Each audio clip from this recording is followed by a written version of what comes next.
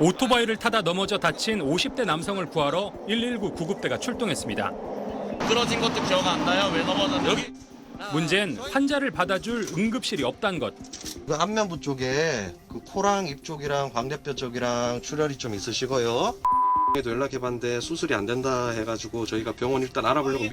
결국 20분간 여러 병원에 전화를 돌리고 나서야 병원에 갈 수 있었습니다. 인근 병원 명단과 이송 불가를 뜻하는 X 표시. 병원은 친보호자 없으면 안 된대. 저는 팔로업 아니면 안 받아준대요. 진짜 할 데가 없어. 그럼 경주 사람들 어떻게 해야 되냐 우리가. 정부와 국회가 응급실 뺑뺑이 방지법이라며 응급의료법을 개정했는데 응급과 의사들이 무용지물이라며 반발하고 나섰습니다. 응급의료기관과 119의 실시간 환자 수용 가능 여부 확인 시스템을 구축하겠다고 하였으나 현실적으로는 이미 한 라인이 있고 특히 구급대원이 전화로 응급실 수용 능력을 확인하게 한 규정을 없애고 병원이 환자 수용 불가 상황을 중앙응급의료상황센터에 의무적으로 고지하도록 하는 추가 법 개정안을 놓고 논쟁이 뜨겁습니다. 전화로 일일이 확인하는 이러한 구조는 정말 말도 안 된다고 생각하고요. 사전 고지 제도나 뭐 그런 부분적으로 전환이 되었으면. 환자의 수용이라고 하는 것은 전문적 판단이 필요한 의료 행위임에도 행정 편의를 위해서 무조건 강제하려 하고 있다. 경증 환자의 응급실 이용 완화 정책, 응급실 인력과 시설 확충 등 근본적 대책이 병행되지 않고는 응급실을 찾아 헤매는 문제가 해소되지 않을 걸로 보입니다. SBS 장훈경입니다. 최근 쌍둥이 남매를 출산한 개그우먼 임나라 씨가 산후출혈로 생명이 위태로운 상황에서 응급실 뺑뺑이를 경험했다고 폭로했습니다. 임 씨와 남편 손민수 씨는 어제 유튜브 채널 엔조이 커플에 긴박했던 당시 상황을 전하는 영상을 올렸습니다. 아기를 낳고 회복하던 임 씨가 갑자기 몸에 이상을 느꼈다고 부부는 말했습니다. 바닥에 뚝뚝 흘러서 깜짝 놀라서 그냥 안에서 라라가 화장실에서 물을 튼 줄 알았어. 그냥 무슨 소리가 나니까. 근데 그게 물이 아니라 피가 계속. 그게 기억이 안 나요. 그냥 그대로 기절을 해서.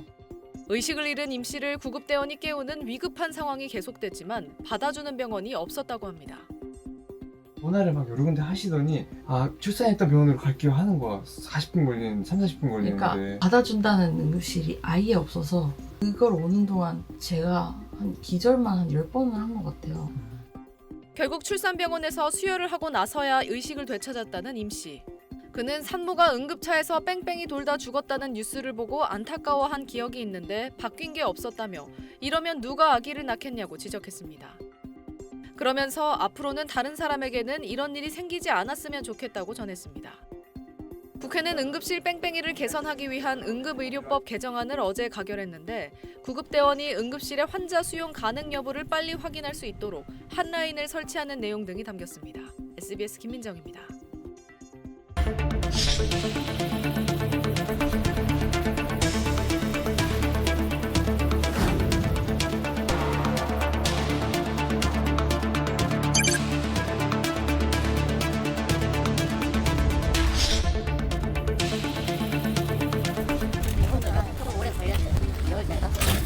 전화상으로도 비교가 안 된다. 영상도 부족하고 이것저것 검사가 안 돼가지고.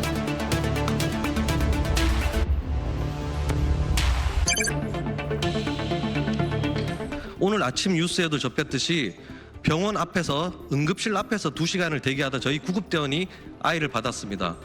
전혀 부끄러운 게 아니라 자랑스럽습니다. 저는 구급대원들이. 그래서 제 이 행동이 국민에게나 조직에 해가 된다면 저는 징계를 받을 것입니다.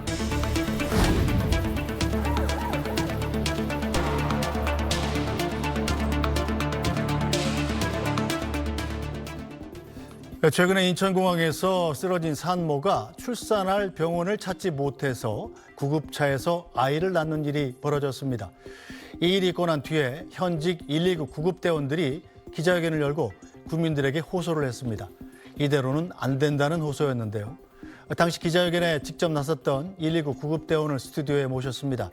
김성현 119 구급대원입니다. 어서 오십시오. 네, 안녕하십니까? 네, 제가 119 구급대원이라고 소개를 드렸습니다만 지난번에 국회에서 기자회견도 하시고 아직 모르시는 분들을 위해서 자기소개를 짧게 부탁드리겠습니다. 네, 안녕하십니까? 저는 전국 공무원 노동조합 서울지부 그 서울소방지부 구급국장 김성현입니다. 지금 현재 서울시에서 구급대원으로 119 구급대원으로 활동하고 있습니다. 네, 구급대원으로 몇 년 정도 일하신 거죠? 저는 구급대 경력이 12년, 13년 정도 다 돼가고 있습니다. 네. 자, 그 당시 국회에서 기자회견 하실 때는 전국로에서 조끼를 입어달라고 했지만 난 구급대원으로 섰기 때문에 조끼를 벗으셨는데 오늘은 입으셨네요? 네, 그렇습니다. 그때 벗은 이유가 네. 그 다양한 의견들이 많았습니다. 네, 정확한 그 이유에 관해서는 앞뒤 사정이 많이 있었는데 그 국민분들은 모르실 거고요. 작년 의정 관계 이후로 그 저희 그 소방관의 그 개인적인 입장이 네. 어떤 단체 입장이 소방청의 입장이 되는 것을 방지하기 위해서 어떤 그 제복을 입는 것에 대한 좀 제한 사항이 들어왔습니다. 그래서 노조의 입장으로 저희가 나가는 부분이 있었고요. 네. 많은 부분이 좀 이렇게 너희는 구급대원이 아니다, 좀 감춰라, 약간 이런 느낌을 받았습니다. 그래서 저희는 좀 서러움이 좀 있었고요. 네. 저희가 나쁜 일을 하는 사람도 아니고 현 상태를 알리고자 국민들께 알리고자 한 부분인데 그런 서러움이 있었습니다. 네. 그런 상황에서 그 기사를 접하게 되었고. 예, 저희는 이제 뭐 자랑스러움을 느껴서 네. 저희는 자랑스러운 구급대원이고 여러분들이 왜냐하면 일반 국민분들은 그 사설 구급차와 119 구급차를 잘 구별 못 하십니다. 네. 그런 부분도 그렇고 저희 구급대원이라면 119 구급대원인지 어떤 구급대원인지 잘 모르시는 분들도 있습니다. 그래서 그런 부분이 더해져서 네. 저희는 119 신고를 하면 달려오는 119 구급대원이라고 얘기하고 조끼를 벗었습니다. 네, 당시에 외국 국적의 산모가 인천공항에서 쓰러졌는데 119 구급차 싣고 다니다가 병원을 못 찾아서 구급차에서 아이를 받게 된 일을 설명을 하셨잖아요. 네네. 그때 얘기 좀 다시 해주십시오. 그 제가 직접 출동한 건은 네. 아닙니다. 저도 전해 들은 그 동료에게 전해 들은 네. 바가 있고요. 그때 외국 국적의 산모가 그 병원을 찾아 헤매다가 2시간 가까이 헤매다가 병원을 찾지 못해서 응급실 앞에서 출산을 한 상황이고요. 네. 그 안 받아준 이유는 그 내용을 그 전해 들은 바로는 어떤 그 임산부의 주수 정확한 환자 정보가 파악이 안 되어서 뭐 그런 이유가 있다고 들었습니다. 네, 응급실 찾지 못해서 에러를 겪은 게 뭐 그 임산부 한 분의 얘기는 일만은 아닐 겁니다. 네, 맞습니다. 실제로 구급대원으로 근무하시면서 직접 겪으신 일들도 많겠죠? 네, 많습니다. 지금 뺑뺑이의 어떤 정확한 통계 부분이 시스템화되고 있지 않아서 정확한 집계는 안 되고 있다고 보고 있고요. 네. 그 현장 대원들의 그 경험으로는 도심 지역과 외곽 지역을 그 경험을 들 수 있는데요. 도심 지역에서는 비율로 따지면은 10건 중에 한 4건 정도가 저희가 뺑뺑이라고 불리는 부분이 있고요. 좀 외곽 지역에서는 편차가 좀 크지만 10건 중에 한 2건 정도로 이렇게 요약을 해볼 수가 있는 부분입니다. 네. 근데 저희가 여기서 말씀드리고 싶은 거는 확률적인 문제가 아니라 이 뺑뺑이라는 불리는 이 사건이 나에게 일어났을 경우에 100%다 이겁니다. 네, 실제로 겪으신 일 중에 한 노인 환자의 이야기도 들었습니다. 상당히 좀 위급했던 상황이었던 것 같은데요. 네네. 어떤 상황이었습니까? 네, 그 올해 초 있었던 일인데요. 노인분이 길을 가다 넘어지셨습니다. 부딪혔다고도 얘기하시는 부분이 있었는데 이 부분이 얼굴 쪽에 코뼈도 틀어지시고 그 외상의 그 징후에 나타나는 눈 쪽에 멍도 있으시고 굉장히 많이 다치셨네요. 예, 귀 뒤에 멍도 있으신 분이셨는데 그 당시 119가 도착을 해서 어떻게 뭐 병원 처치가 안 되는 부분이었습니다. 그래서 3일 뒤에 뭐 병원을 찾지 못하고 3일 뒤에 다시 119에 저희한테 요청을 해서 그 보호자분께서 병원을 그 찾아달라고 막 이렇게 애원을 하면서 그런 상황이었습니다. 네, 지금 화면에 나가고 있는 것은 노인 환자분이신데 네. 이 영상은 보호자 허락을 받아서 저희가 모자이크를 해서 사용한다는 점을 말씀드리겠습니다. 네, 맞습니다. 자, 심하게 다친 환자 병원을 찾지 못해서 며칠 만에 다시 119에 전화를 한 건데 당시에는 그럼 심정이 어떠셨던가요? 저희가 저분 같은 경우는 되게 안타까웠습니다. 지금 현장에서 체감하는 바로는 노인분들이나 1인 가구 이런 분들이 되게 그 병원 어떤 응급의료 체계에서 소외가 되고 있는 부분이 크기 때문에 그리고 되게 마음이 아팠고 저분 같은 경우는 어떻게든 진료를 해야 된다고 저희가 판단하는 부분이라서 좀 적극적으로 수배를 병원을 찾은 적이 있습니다. 네, 그래서 수술할 병원은 저분은 혹시 찾으셨습니까? 네, 저희가 대원들이 3명이서 현장에서 전화기를 붙잡고 또 119 구급상황센터를 통해서 같이 요청을 하고 찾은 바 30km 떨어진 병원으로 이송을 했습니다. 네, 실제로 구급대원으로서 근무를 하시면서 응급 환자를 실어서 응급처치를 해가면서 응급실 응급까지 실어다 주면 이제 임무가 끝나는 건데 아무도 받아주지 않았어요. 뺑뺑이 돌 때 심정이 어떨지 저는 사실 짐작이 잘 안 갑니다. 어떻습니까? 뺑뺑이 돌 때 저희가 이게 지금 시간이 좀 원래 응급실 뺑뺑이가 예전부터 있었습니다. 그래서 이게 시간이 좀 지난 상태인데 네. 처음에는 이런 일을 겪게 되면 분노와 어떤 뭐 허탈감, 네. 뭐 어떤 저희가 이런 일을 뭐 대응할 수 없는 그런 무력감 이런 게 큰데 요즘은 정말 멍합니다. 구급대원들이 어떻게 해야 될지도 모르겠고 네. 나라나 어떤 뭐 기관에서도 못한 걸 저희가 중간에서 끼어 있는 입장이기 때문에 구급대원들이 분노도 느꼈지만 지금은 거의 허탈하고 무력감을 많이 느낍니다. 네, 자, 이른바 이 응급실 뺑뺑이 문제는 SBS가 가장 먼저 관심을 갖고 취재를 시작했는데요. 지난해 2월 의정 갈등 이전부터 좀 심각한 상황이었습니다. 지난 2023년 서울에서 벌어졌던 일 리포트 영상으로 다시 한번 보겠습니다. 119가 도착했을 때 50대 남성이 쓰러져 있습니다. 아파요 지금. 여기가 아파요? 남성은 일어나려 했습니다. 죽겠어. 구급차에 옮기자마자 환자의 심장이 정지합니다. 저희 찾아갈게요. 물러나. 비키세요. 전기 충격합니다. 2분간의 심폐소생술 후 환자의 심장이 다시 뛰기 시작했습니다. 응급실 병상이 확보되지 않았지만 구급대는 무작정 가까운 대학병원으로 향합니다. 아니 병원 선정 안 됐죠? 모든 환자들과 안 떠있는 병원으로 그냥 가주세요.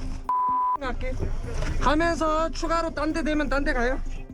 그 사이 다행히 의식도 회복합니다.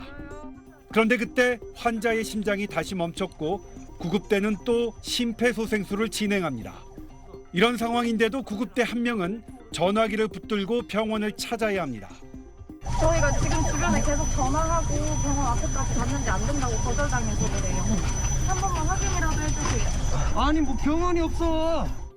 50대 남성은 구급차 안에서만 모두 4번 넘는 심폐소생술을 받으며 10km 떨어진 병원에 이송됐지만 결국 숨졌습니다. 지금 모두 불가 이게 한 나라에 119를 모두 불가 해버리면 어떻게 하는 건지는 저도 그러니까 이런 상황에서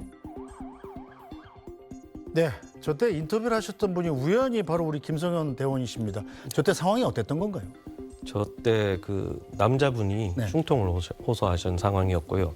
저희가 출동 중에 병원 정보를 확인했을 때 인근 병원이 CPR, 심정지만 가능하다고 얘기하는 부분이었는데 저희가 환자를 접촉하고 나서 심정지가 온 상태고요. 그 상황에서 저희가 취득한 병원 정보로 이송을 하려고 했는데 갑자기 이제 병원이 안 된다.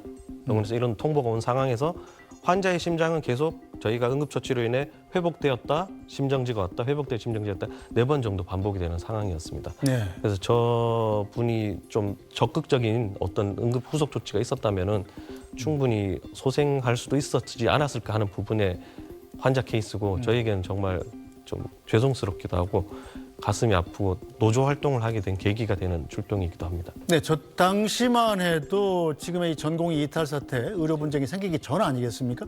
그런데 지금도 상황이 심각해졌나요? 예, 저 응급실 뺑뺑이라고 부르는 어떤 그 병원 선정 지원 단계 이런 부분은 그 코로나 때 그 이전 그때부터 계속 지속되어 왔습니다. 근데 의정 관계로 인해 그 빈도가 많아지다 보니까 좀 이렇게 두각이 좀 드러나게 된 것으로 알고 있습니다. 자, 병원에서 환자를 받지 못하겠다 네네. 이런 얘기를 할 때 그럼 어떤 이유 때문에 그렇다 이렇게 이유를 댑니까? 네, 보통 뭐 여러 가지 다양한 이유가 있는데요. 보호자가 없어서 안 받는다, 음주를 해서 안 받는다. 이 2가지 이유 같은 경우는 그 병원에서도 어떤 인력이 부족하다 보니까 안 받는 부분이 있을 거고요. 그다음에 해당 과의 부재. 네. 그러니까 응급처치를 한 후에 어떤 후속 조치, 최종 진료에 관한 부담을 느껴서 받지 않는 부분도 있고요. 그다음에 다니던 병원을 가라. 네. 환자가 뭐 원래 다니던 병원이 큰 병원이 있다면 그 병원에 가라. 이렇게 좀 떠미는 식의 그런 환자들이 있고 또 제일 우려스러운 거는 같은 동일한 환자를 두고도 환자를 3차급 병원에서는 환자를 과소평가하는 경향이 있고요. 네. 뭐 2차급에는 환자를 과대평가합니다. 그래서 서로 약간 떠미는 경향이 있어서 그런 영향이 많습니다. 자, 응급 환자를 싣고 있는 건 사실은 난데 네. 이 병원 저 병원 다 안 된다는 얘기를 들으면 그때 심정이 어떠세요? 저희도 이제 뭐 어떻게 할 방법이 없습니다. 지금은 최대한 알아보려고 노력을 하는데 저희가 전화를 돌린다는 말을 계속 하잖아요. 네. 현장에서 병원을 찾을 때 전화를 한 통 할 때 그냥 하는 게 아니라 환자의 상황과 어떤 활력 징후와 어떤 처치적인 부분, 있었던 일 같은 걸 다 얘기하는 부분이기 때문에 한 통화가 되게 힘듭니다. 그리고 바로 다이렉트로 어떤 병원에 연결되는 병원도 있지만 네. 대부분이 시민분들과 똑같이 ARS를 통해 연결하는 부분도 있습니다. 아이고, 그건 뭐 너무 오래 시간이 네, 걸리는데. 맞습니다. 예. 그래서 시간들이 엄청 소요되고 있고요. 네. 어떤 정확한 병원 시스템 정보가, 병원 현황 정보가 온다면은 이런 상황들을 좀 더 이렇게 예방할 수 있지 않을까 하는 현장 대원의 생각입니다. 네, 119 구급대들이 쓰는 앱에 병원마다 수용 가부를 결정할 수 있는, 알아볼 수 있는 그 표가 뜬다면서요? 네, 맞습니다. 그런데도 불구하고 전화를 해보면 이 받을 수 있는 병원인 것 같은데 안 된다, 이런 경우가 꽤 있습니까? 많습니다. 지금 저희 최근 같은 경우는 어떤 의사분들의 어떤 전공의분들의 이탈로 인해 그 인력이 없는 부분도 있지만, 그 인력이 없어서 정확한 통계가 안 잡히는 부분도 있지만, 지금까지 계속 저희 그 구급 상황 119 구급 상황 관리센터에서 저희 쪽에 띄워주는 병원 정보를 보면은 그 저희가 전화했을 때와 너무 맞지 않는 부분이 크고요. 네. 뭐 그거를 띄워주는 통보를 하는 병원이 있는 반면에 네. 절대 통보를 안 하는 병원도 있습니다. 왜 그렇습니까? 그런 이유는 저희는 모릅니다. 어떤 병원의 사정이 있을 것 같고요. 그렇게 됨으로 인해서 어떤 처음부터 어떤 일부 사람들이 말하기로는 119 구급 상황센터에서 제대로 된 역할을 못 하고 있다고 말씀하시는 분들이 네. 계신데, 그게 처음부터 제대로 된 정보가 오고 있지 않았기 때문에 그런 일이 발생하는 거라고 말씀을 드리고 싶습니다. 네, 직접 환자를 싣고 병원 응급실에 가보면 그쪽 상황은 어떤가요? 병원 상황도 좀 이해가 되는 점은 없습니까? 병원도 저희가 이송을 하게 되면은 병실을 보는데 뭐 약간 작은 병원급 2차급 병원에서는 빈병상이 많습니다. 많고 네. 환자들이 아무래도 뭐 받을 수 있는 인원이 적다 보니까 빈병상이 많고, 그나마 특정 어떤 뭐 대형급 병원 이런 데는 여전히 이제 환자들이 약간 쏠림 현상이 있고요. 네. 그래서 그분들도 그 현장에 남은 의료진들이 뭐 부담감도 느낄 수 있고 피로감에 누적돼 있을 거라고 봅니다. 네, 자, 정부에서는 응급실 뺑뺑이 문제 해소하기 위해서 경증, 중증을 분리해서 좀 가벼운 증상일 경우에 이제 동네 병원 가고 중증일 경우에만 이제 종합병원 가라, 이렇게 얘기를 하고 있는데, 일각에선 아니 환자가 내가 다쳤는데 어떻게 경증, 중증을 스스로 분리를 하냐, 이런 얘기도 하더군요. 네, 맞습니다. 저희도 뭐 보기에 구급대원으로서 보기에 일반 인들이 그런 거를 분류하기는 좀 무리가 있다고 생각하고요. 그러니까 구급대원 입장에서 볼 때는 어떤 저희 KTAS라고 부르는 그 한국형 환자 분류 도구가 있습니다. 그 KTAS에 의해서 환자들을 분류해서 네. 어떤 레벨 1이 제일 응급한 환자인데, 그렇죠. 레벨 1, 2 같은 환자들은 어떤 뭐 특정 3차급 병원으로 이송한다. 4, 5 이 정도 되는 환자들은 뭐 2차급 병원으로 이송한다. 이런 어떤 그런 분류의 기준들이 좀 뭐 통일이 되었으면 합니다. 네. 네, 자, 응급 환자를 제때 병원으로 이송하지 못하면서 119 구급대원들은 심적 고통을 호소하고 있습니다. 지난 17일 국회 기자회견장에서 김성현 구급대원이 했던 말 다시 들어보겠습니다. 응급처치 후 병원으로 이송하지 못하는 경우 구급활동 일치에 현장 처치라는 명목으로 마무리되고 있는 상황이 많아지고 있으며 병원 선정 문제로 인해 심신이 지쳐가고 있다. 더 심각한 문제는 이러한 환경이 지속되면서 구급대원들이 환자의 상태를 과소평가하는 경향이 점점 늘어나고 있다는 점이다. 병원 전 단계의 응급의료 시스템에서는 환자의 상태를 과대평가해야 하며 이를 위한 개선책이 시급한 상황이다. 네, 환자 상태를 과대평가해야 되는데 과소평가하는 상황이 늘고 있다. 이건 어떤 뜻입니까? 저희가 응급의료에서 보면은 응급실에 도착한 후에는 그 병원 후 단계라고 합니다. 응급실이 도착하기 전 단계는 병원 전 단계라고 부르는데요. 저희 119가 맡고 있는 거는 그 병원 전 단계라고 부르는 부분인데요. 그렇죠. 병원 전 단계 의료진 응급의료 종사자들은 환자의 상태를 과소평가하면 안 됩니다. 저희가 예를 한 개 들자면 팔이 아프다 이렇게 얘기하면은 일반 사람들이 변형이 없기 때문에 그냥 아픈 거겠지 이렇게 생각하는 게 아니라 과대평가를 해서 부러졌을 수도 있다. 그렇죠. 예, 거기에 대한 부목에 대한 처치도 하고, 뭐 복통이 있다면은 단순 장염이겠지 이게 아니라 어떤 큰 문제가 있을 수도 있다. 이렇게 과대평가를 해야 되는 부분이 있는데 어떤 저희가 지금 병원 선정 과정에서 많이 지연되고 뭐 특정 병원에서 환자를 또 과소평가해서 2차 병원 가세요 뭐 이렇게 자꾸 좀 과소되는 경향을 많이 접하고 있다 보니까 구급대원들 자체도 이제 환자들에 대해서 당장은 안정된 부분인데 그게 보이니까 그냥 내일 아침에 한번 뭐 외래 쪽으로 가보시죠 이렇게 권유를 드리는 부분이 존재하거든요. 그런 부분이 어떻게 저희가 의료진이 아니고 병원 쪽이 아니고 검사를 해서 알 수 있는 부분인데 저희가 어떻게 그렇게 하는 데는 좀 위험 부담이 있다. 이렇게 말씀을 드리는 네, 환자들의 생명이 위협받을 수 있는 부분이군요. 네, 맞습니다. 겉으로 그냥 육안으로 괜찮겠지 하고 하는 생각을 스스로 하게 된다는 거죠. 네, 맞습니다. 응급실에서 안 받아주니까. 네, 맞습니다. 자, 지난 17일 날 기자회견 할 때 보니까 이 응급실 뺑뺑이 문제가 단순히 전공의 사직만의 문제는 아니다 이렇게 얘기를 하셨던데 네네. 자, 그렇다면 어떤 게 근본 원인입니까? 제가 그 일개 구급대원의 의견입니다. 제가 그 현장에서 느낀 바로는 지금 가장 큰 문제가 좀 전에 말씀드렸던 병원 전 응급 의료 체계에 대한 어떤 그 정확한 분석이나 그런 현장의 경험이 없이 체계가 만들어지고 있다고 생각을 하는 부분이고요. 네. 지금 그 예를 한 개 들어보시면은 지금 들어보면은 그 응급의료법에서 48조 2항에 보시면은 이송하려는 자는 그 이송할 병원에 전화를 해서 뭐 수용 여부와 어떤 뭐 환자의 처치 상태와 이런 거를 얘기해라 이렇게 되는 부분이 있거든요. 네. 그런 부분 때문에 저희가 현장에서 전환을 하는 부분이 있고요. 이런 부분이 지금 제가 그때 그 어떤 의원님한테 듣기로는 우리나라가밖에 없다고 들었습니다. 그래서 이렇게 됐을 때 현장의 어떤 그런 상황들을 고려하지 않은 대표적인 예 같고요.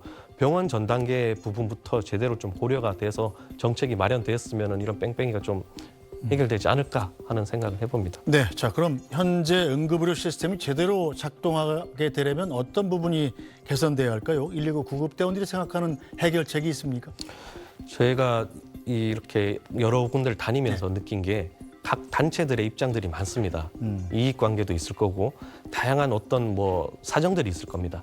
근데 여기에서 지금 말씀드리고 싶은 게 그런 어떤 특정 단체의 이익이나 뭐 입김 이런 게 들어가기보다는 정확하게 객관적인 시선으로 사실만을 사실 현장 경험을 통해 이 체계가 마련되었으면 합니다. 그래서 저는 생각하는 게 어떤 각계 분야들로 이루어진 협의체 현장의 실사 점검을 할 수 있는 협의체가 구성되었으면 하는 바람이고요. 네. 이 협의체가 병원 전 단계 최초 신고부터 병원 끝 최종 진료까지 어떤 단계를 하나하나 현장 실사를 통해서 점검을 하면서 순서적으로 점검하면서 실제 문제를 파악하고 개선해 나가는 어떤 그런 협의체가 구성되었으면 합니다. 네, 우리들 중 누구라도 언제라도 응급 환자가 될 수 있기 때문에 의료 당국도 좀 새겨 들었으면 좋겠군요. 오늘 말씀 여기까지 듣겠습니다.